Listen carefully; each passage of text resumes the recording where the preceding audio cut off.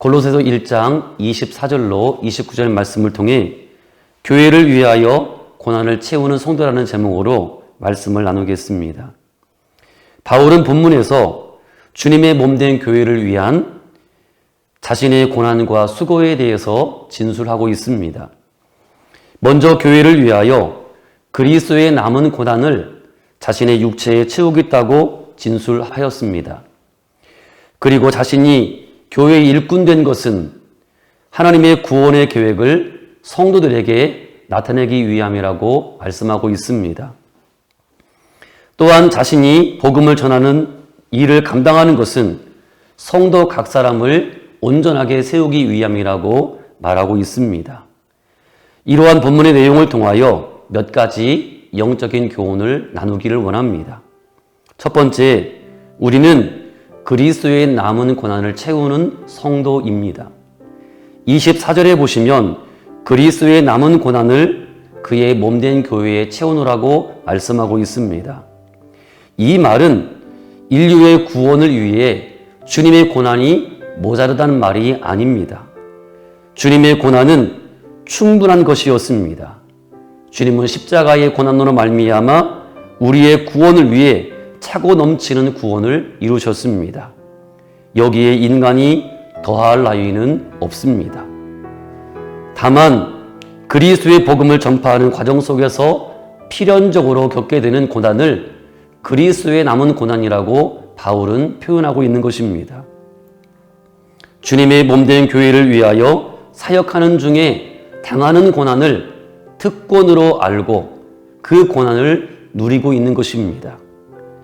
어머니는 자녀를 낳기 위해 해산의 고통을 겪습니다. 그런데 해산의 고통만으로 끝나는 것이 아니라 자녀를 키우기 위해 갖게 되는 책임감과 부담이 있습니다.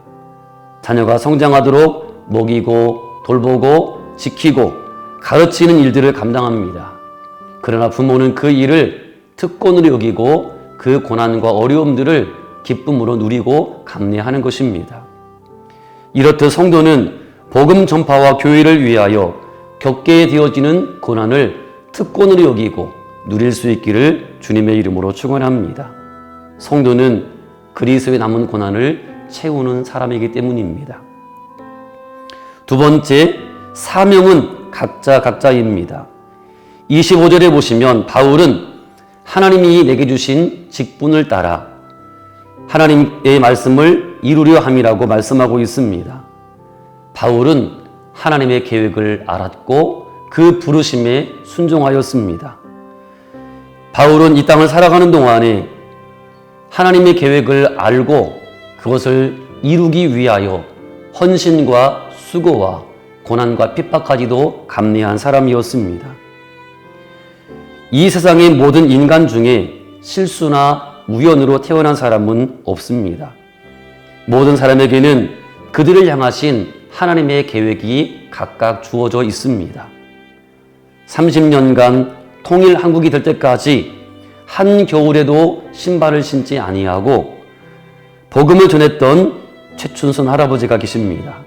많은 사람들은 그를 비난하고 미치광이 취급을 했습니다. 하지만 그 모습이 그분에게 주어진 사명이었습니다. 할아버지는 말씀하시기를 사명은 각자라고 말하였습니다. 마지막 세 번째, 성도는 하나님의 비밀을 맡은 복음을 맡은 자임을 말씀하고 있습니다. 26절에 하나님께서 감추어 놓으신 비밀이 있습니다. 그 비밀은 예수 그리스도의 복음입니다. 이 비밀은 영원 전부터 수많은 사람들에게 감추어져 있었습니다.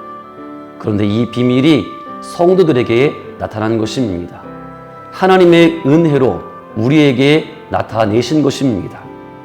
우리가 알고자 하여 찾아낸 것이 아니라 하나님의 계시의 말씀을 통하여 우리에게 알려지신 것입니다. 우리는 이 비밀을 아는 자로서 이제는 하나님의 복음을 맡은 자로서 우물쭈물할 생각이 시간이 없습니다. 그 비밀을 거부하는 사람이 있을지라도 두려워하여서 주저앉아 있을 시간이 없습니다. 우리는 교회 안팎으로 복음을 전해야 할 사명이 있는 자입니다. 이제 더 이상 예수 복음을 말하지 못하는 영적인 벙어리가 되지 않기를 주님의 이름으로 축원합니다. 우리는 하나님의 복음을 맡은 자입니다.